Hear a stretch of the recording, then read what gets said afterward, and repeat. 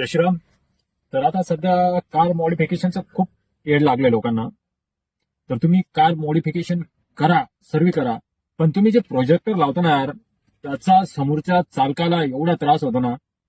काहीच गरज नाहीये ते प्रोजेक्टर लावायची. तुम्हाला कंपनी जे लाईट देते त्याच्यात एकदम ओके दिसतं सर्व काही, पण तुमचा या पागलपणामुळे ना समोरचा डायरेक्ट ब्लाइंड होऊन जातो. एवढा घाण विषय होतो ना. तुम्ही ते हाय बीमवर चालवताचे प्रोजेक्टर लाईट, समोरचा जो ड्रायव्हर असतो ना पूर्ण ब्लाइंड होऊन जातो. प्लीज यार तुम्ही मॉडिफिकेशन करा, सर्व गाडीचं आई बहीण करून टाका. तुम्हाला काय बेस मॉडेल घेऊन टॉप मॉडेल बनवा, काही बनवा, पण प्लीज करू ना. जे प्रोजेक्टर लाईट लावता ना तुम्ही ते लावू नका. मागं गुजरातमध्ये पण खूप केसेस झाल्या याच्यामुळं. तिथले जे प्रशासन आहे ते पण उतरले होते. जेवढे पण गाड्या येत होत्या, जेवढे पण प्रोजेक्टर लाईट होते ते त्वरित काढायचं त्यांनी चालू केलं होतं.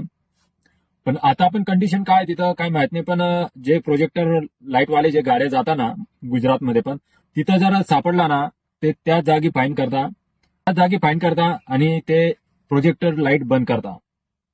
तर तुम्हाला पण थोडी फार अक्कल असेलच आहे ना. खूप घाण राग येतो यार खरंच. समोरच्याला एवढे शिव्या निघता ना त्यावेळेस जेव्हा तो प्रोजेक्टर लाईट लावून आणि हाय बीमवर चालवतो गाडी. समोरून आपण त्याला फ्लॅश देतो, बाबा लाईट कमी कर, तरी समोरचं ऐकत नाही. त्यावेळेस असं होतं ना त्याला उतरून धरून मारावं भाई खरंच ना. जो कंपनी हॅलोजन देतं ना त्याच्यात बी भरपूर प्रकाश पडतो, समोरचं पण दिसतं, सर्व काही दिसतं, पण काहीच गरज नाही ते प्रोजेक्टर लावायची, ते लाईट लावायची. खरंच प्लीज तुमचीच नका दुसऱ्यांची पण काळजी घ्या.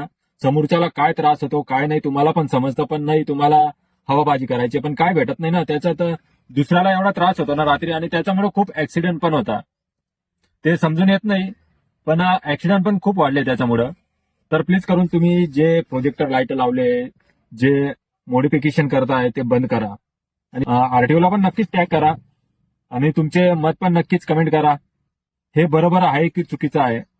आरटीओनी पण याच्यावर निर्णय घ्या, आणि जेवढे पण प्रोजेक्टर लाईट असतील जेवढे लावणारे असतील त्यांच्यावर कारवाई नक्कीच करा.